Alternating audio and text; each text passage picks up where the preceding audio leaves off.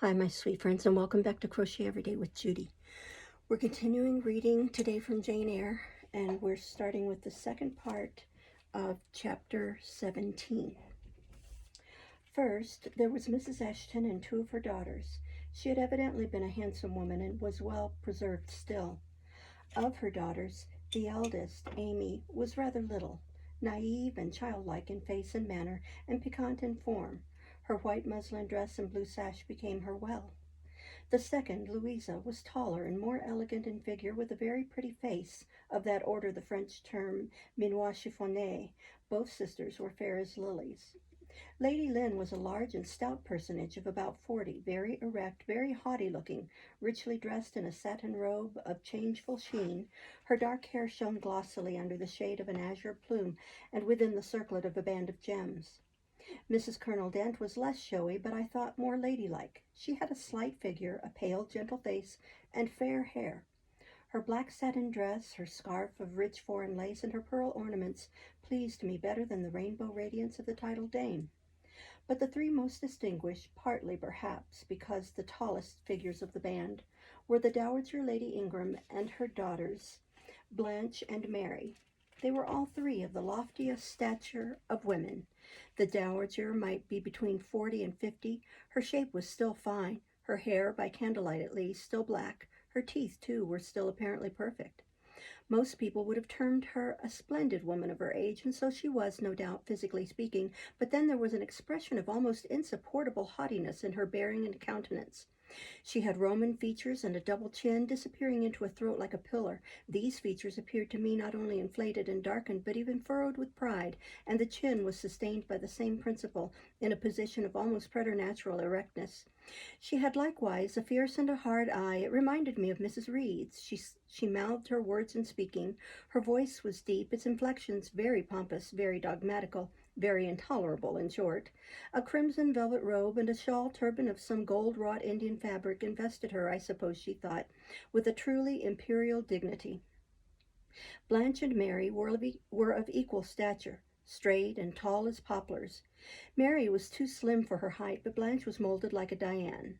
I regarded her, of course, with special interest. First, I wished to see whether her appearance accorded with Mrs. Fairfax's description. Secondly, whether it at all resembled the fancy miniature I had painted of her. And thirdly, it will out, whether it were such as I should fancy likely to suit Mr. Rochester's taste. As far as person went, she answered point for point, both to my picture and Mrs. Fairfax's description. The noble bust, the sloping shoulders, the graceful neck, the dark eyes and black ringlets were all there. But her face was like her mother's, a youthful, unfurrowed likeness, the same low brow, the same high features, the same pride. It was not, however, so saturnine a pride. She laughed continually. Her laugh was satirical, and so was the habitual expression of her arched and haughty lip. Genius is said to be self-conscious. I cannot tell whether Miss Ingram was a genius, but she was self-conscious. Remarkably self-conscious indeed. She entered into a discourse on botany with the gentle Mrs. Dent. It seemed Mrs. Dent had not studied that science, though, as she said, she liked flowers, especially wild ones. Miss Ingram had, and she ran over its vocabulary with an air. I presently perceived she was, what is vernacularly termed, trailing Mrs. Dent, that is, playing on her ignorance. Her trail might be clever, but it was decidedly not good-natured. She played, her execution was brilliant, she sang, her voice was fine. She talked French apart to her mamma, and she talked it well, with fluency, and with a good accent. Mary had a milder and more open countenance than Blanche, softer features, too, and a skin some shades fairer. Miss Ingram was dark as a Spaniard, but Mary was deficient in life. Her face lacked expression, her eye luster. She had nothing to say, and having once taken her seat, remained fixed like a statue in its niche. The sisters were both attired in spotless white. And did I now think Miss Ingram such a choice as Mr. Rochester would be likely to make? I could not tell. I did not know his taste in female beauty. If he liked the majestic, she was the very type of majesty. Then she was accomplished, sprightly. Most gentlemen would admire her, I thought, and that he did admire her, I already seemed to have obtained proof. To remove the last shade of doubt, it remained but to see them together. You are not to suppose, reader, that Adele has all this time been sitting motionless on the stool at my feet. No, when the ladies entered, she rose, advanced to meet them, made a stately reverence, and said with gravity, "Bonjour, mesdames." And Miss Ingram had looked down at her with a mocking air and exclaimed, "Oh, what a little puppet!" Lady Lynn had remarked, "It is Mr. Rochester's ward, I suppose, the little French girl he was speaking of." Mrs. Dent had kindly taken her hand and given her a kiss. Amy and Louisa Eshton had cried out simultaneously, "What a love of a child!" And then they had called her to a sofa where she sat now, ensconced between them, chattering alternately in French and broken English, absorbing not only the young lady's attention, but that of Mrs. Eshton and Lady Lynn, and getting spoiled to her heart's content. At last coffee is brought in, and the gentlemen are summoned. I sit in the shade, if any shade there be in this brilliantly lit apartment. The window curtain half hides me. Again the arch yawns. They come. The collective appearance of the gentlemen, like that of the ladies, is very imposing. They are all costumed in black. Most of them are tall, some young. Henry and Frederick Lynn are very dashing sparks indeed, and Colonel Dent is a fine soldierly man. Mr. Eshton, the magistrate of the district, is gentlemanlike. His hair is quite white, his eyebrows and whiskers still dark, which gives him something of the appearance of a père noble de theatre. Lord Ingram, like his sisters, is very tall. Like them also, he is handsome, but he shares Mary's apathetic and listless look. He seems to have more length of limb than vivacity of blood or vigor of brain. And where is Mr. Rochester? Excuse me. He comes in last. I am not looking at the arch, yet I see him enter. I try to concentrate my attention on those netting needles, on the meshes of the purse I am forming. I wish to think only of the work I have in my hands, to see only the silver beads and silk threads that lie in my lap, whereas I distinctly behold his figure, and I inevitably recall the moment when I last saw it, just after I had rendered him what he deemed an essential service, and he, holding my hand and looking down on my face, surveyed me with eyes that revealed a heart full and eager to overflow, in whose emotions I had a part. How near had I approached him at that moment? What had occurred since, calculated to change his and my relative positions? Yet now, how distant, how far estranged we were. So far estranged that I did not expect him to come and speak to me. I did not wonder when, without looking at me, he took a seat at the other side of the room and began conversing with some of the ladies. No sooner did I see that his attention was riveted on them, and that I might gaze without being observed, than my eyes were drawn involuntarily to his face. I could not keep their lids under control. They would rise, and the irids would fix on him. I looked, and had an acute pleasure in looking, a precious yet poignant pleasure, pure gold with a steely point of agony, a pleasure like what the thirst-perishing man might feel who knows the well to which he has crept is poisoned, yet stoops and drinks divine draughts nevertheless. Most true is it that beauty is in the eye of the gazer. My master's colorless olive face, square, massive brow, broad and jetty eyebrows, deep eyes, strong features, firm, grim mouth, all energy, decision, will, were not beautiful according to rule, but they were more than beautiful to me. They were full of an interest, an influence that quite mastered me, that took my feelings from my own power and fettered them in his. I had not intended to love him. The reader knows I had wrought hard to extirpate from my soul the germs of love there detected, and now at the first renewed view of him they spontaneously arrived green and strong. He made me love him without looking at me. Excuse me.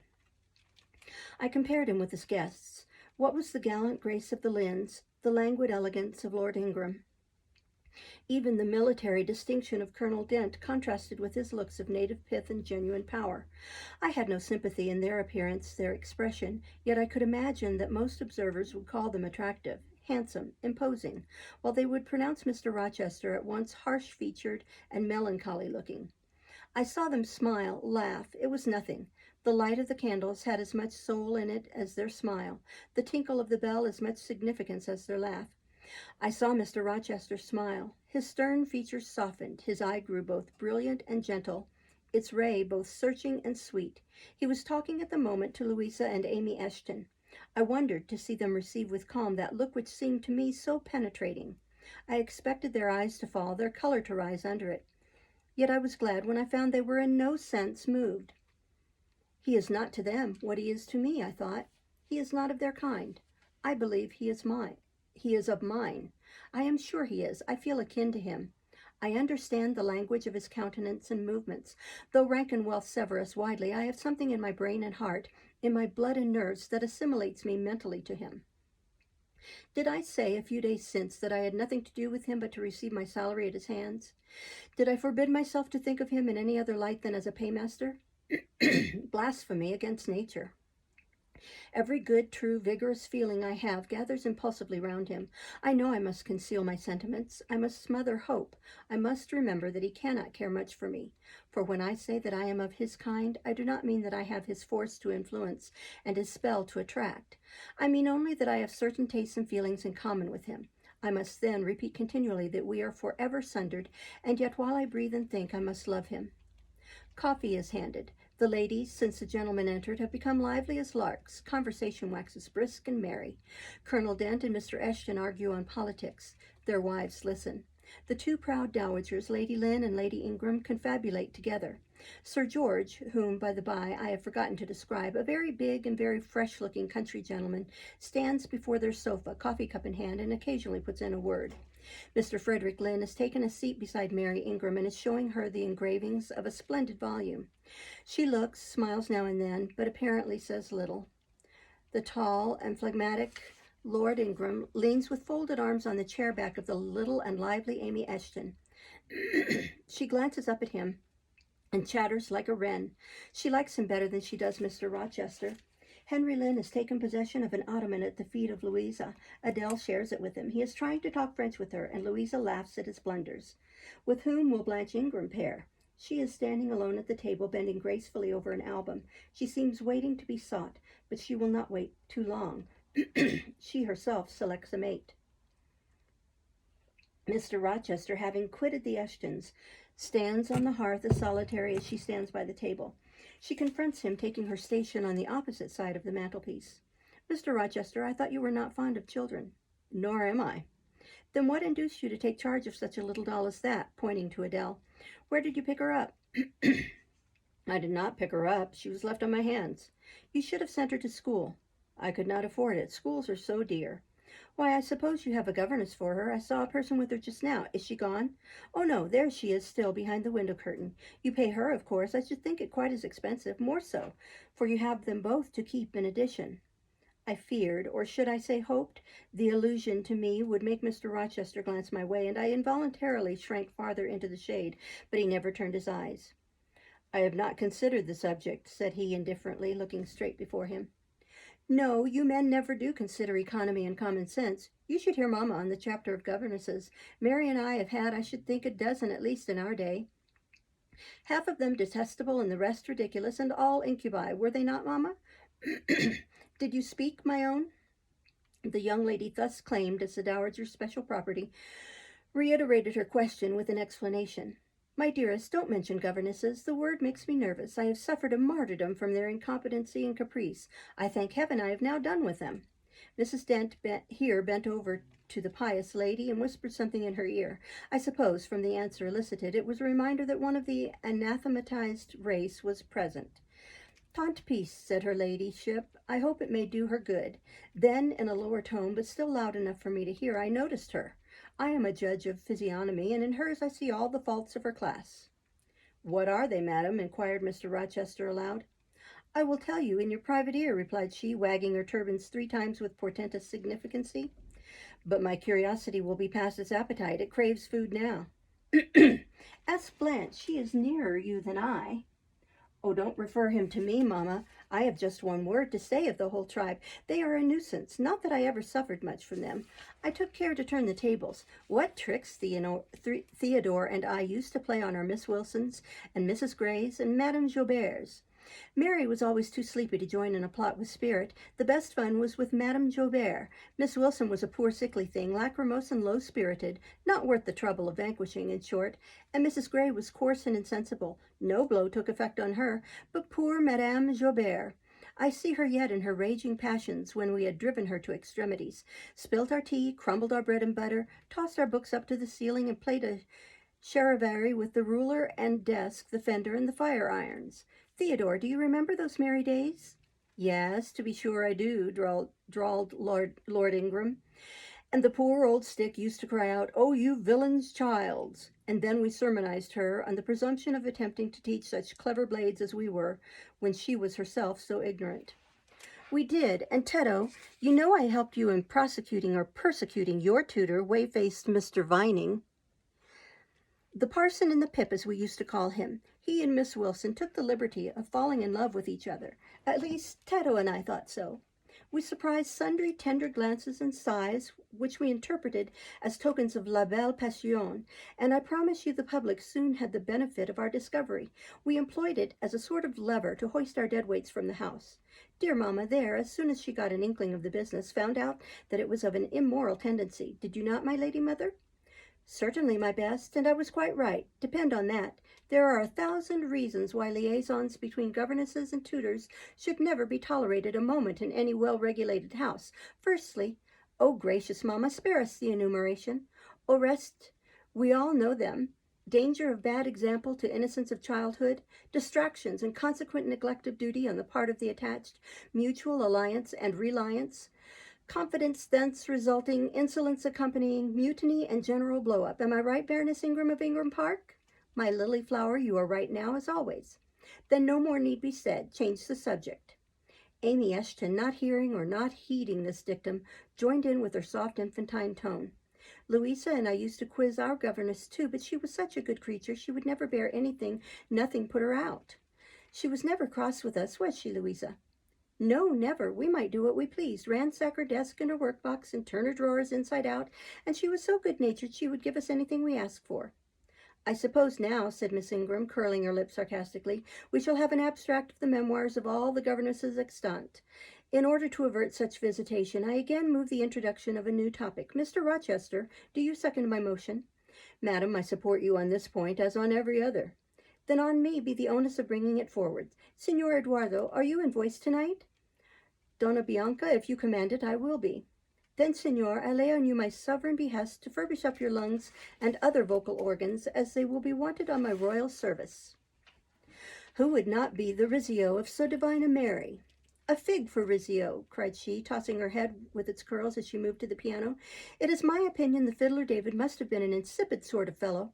I like Black Bothwell much better. To my mind, a man is nothing without a spice of the devil in him, and history may say what it will of James Hepburn, but I have a notion he was just the sort of wild, fierce, bandit hero whom I could have consented to gift with my hand. Gentlemen, you hear. Now which of you most resembles Bothwell? Cried Mr. Rochester. I should say the preference lies with you, responded Colonel Dent. On my honor, I am much obliged to you, was the reply.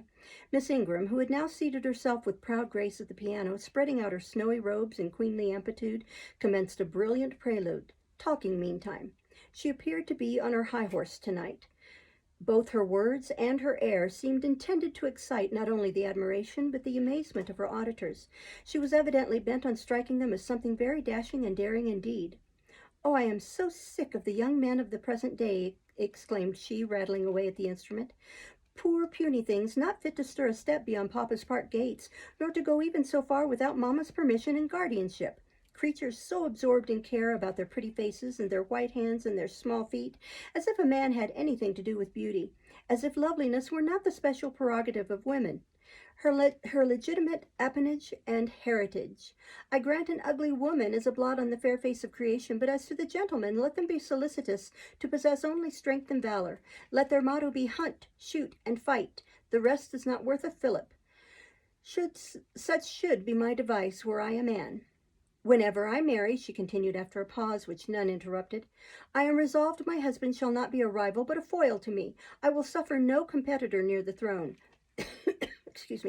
I shall exact an undivided homage. His devotion shall not be shared between me and the shape he sees in his mirror. Mr. Rochester, now sing, and I will play for you. I am all obedience, was the response. Here, then, is a Corsair song. Know that I dote on Corsairs, and for that reason sing it con spirito. Commands from Miss Ingram's lips would put spirit into a mug of milk and water. Excuse me. Take care, then. If you don't please me, I will shame you by showing how such things should be done. That is offering a premium on incapacity. I shall now endeavor to fail. Gardez-vous bien. If you err wilfully, I shall devise a proportionate punishment. Miss Ingram ought to be clement, for she has it in her power to inflict a chastisement beyond mortal endurance. Ha! Explain, commanded the lady. Pardon me, madam, no need of explanation. Your own fine sense must inform you that one of your frowns would be a sufficient substitute for capital punishment. Sing, said she, and again touching the piano, she commenced an accompaniment in spirited style. Now is my time to slip away, thought I. But the tone that then severed the air arrested me. Mrs. Fairfax had said Mr. Rochester possessed a fine voice. He did, a mellow, powerful bass into which he threw his own feeling, his own force, finding a way through the ear to the heart, and there waking a sensation strangely. I waited till the last deep and full vibration had expired, till the tide of talk, checked an instant, had resumed its flow. I then quitted my sheltered corner and made my exit by the side door, which was fortunately near. Thence a narrow passage led into the hall, and crossing it, I perceived my sandal was loose. I stopped to tie it, kneeling down for that purpose on the mat at the foot of the staircase. I heard the dining-room door unclose. A gentleman came out. Rising hastily, I stood face to face with him. It was Mr. Rochester. "How do you do?" he asked. "I am very well, sir." "Why did you not come and speak to me in the room?" I thought I might have retorted the question on him who put it, but I would not take that freedom. I answered, "I did not wish to disturb you, as you seemed engaged, sir." "What have you been doing in my absence?" "Nothing particular, teaching Adele as usual." "And getting a good deal paler than you were, as I saw at first sight. What is the matter?" "Nothing at all, sir." "Did you take any cold that night you half drowned me?" "Not the least." "Return to the drawing-room. You are deserting too early." "I am tired, sir." He looked at me for a minute, and a little depressed, he said, "What about? Tell me." "Nothing. Nothing, sir. I am not depressed." "But I affirm that you are, so much depressed that a few more words would bring tears to your eyes. Indeed, they are there now, shining and swimming, and a bead has slipped from the lash and fallen on to the flag. If I had time and was not in mortal dread of some prating prig of a servant passing, I would know what all this means. Well, tonight I excuse you, but understand that so long as my visitors stay, I expect you to appear in the drawing-room every evening. It is my wish. Don't neglect it. Now go and send Sophie for Adele. Good night, my—" He stopped, bit his lip, and abruptly left me. We'll stop there and start next time with Chapter 18. Thank you for listening. Bye-bye.